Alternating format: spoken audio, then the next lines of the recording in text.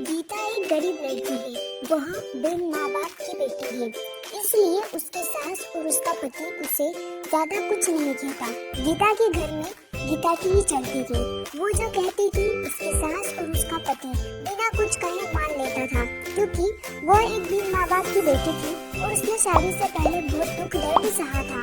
गीता घर का कोई काम नहीं करती थी।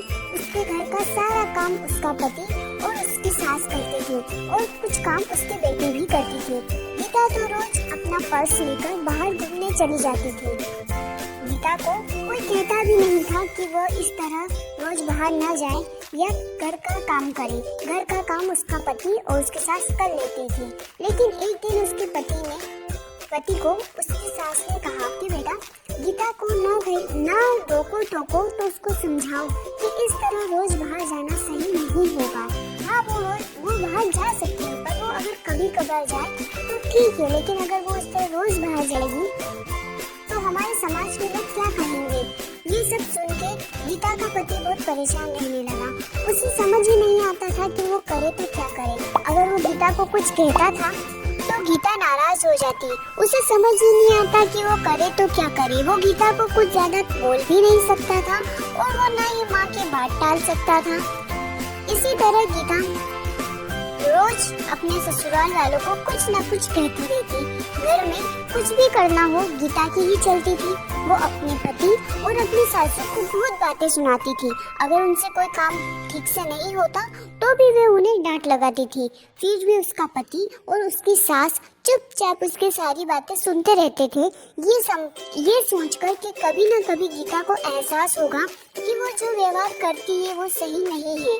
हम उसे लाड़ प्यार करते हैं, इसका मतलब ये नहीं कि वो हवा में उड़ने लगी। पर ये बात कभी उसके ससुर ने और उसके पति ने उसके मुंह पर नहीं कही। उन्हें सिर्फ इसी बात का विश्वास था कि कभी न कभी उसे इस चीज का एहसास होगा। एक दिन ऐसे ही गीता अपनी सहेली रश्मि से मिलने जाती है। वो दोनों काफी दिनों के बाद मिलती है।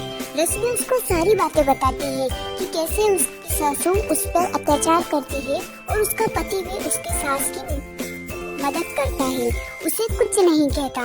उसकी सास उसके पति को उसके खिलाफ भड़काती भी रहती है। वो चाहे कितना भी काम कर ले, कितनी भी अच्छे तरीके से घर की सारी साफ सफाई करे, सारा काम करे, फिर भी उसकी सासू उसमें नोकझोंक निकाली देती थी और उसका पति भी उसकी माँ का साथ देता था। जब ये बात रश्मि ने गीता को बताई तो गीता को एहसास हुआ कि वो तो अपने पति और अपनी सासू के साथ इतना बुरा व्यवहार करती है, घर का कोई काम नहीं करती, फिर भी उसकी सासू और उसका पति उसे कुछ नहीं कहता। वो उन्हें बार बार छोटी छोटी चीजों के लिए हजारों बातें सुनाती है, फिर भी उसकी सासू ने उसे कभी नहीं डांटा। ये सुनकर गीता को अपनी गलती का एहसास होता है और वह घर जाकर अपनी सासू के सामने रोने लगती है। उन्हें सब बात बताती है कि उसे उसकी गलती का एहसास हो गया है कि उसने कितना गलत किया। तब उसकी सास उसे कहती है कि बेटा रो मत, हमें विश्वास था कि तुम्हें एक न एक दिन अपनी गलती का एहसास होगा और तुमने गलती चाहे कैसी भी की हो, लेकिन तुम्हें अपनी गलती का एहसास हो गया, बस यही बड़ी बात है। अब हम सब साथ मिलकर हंसी खुशी रहेंगे।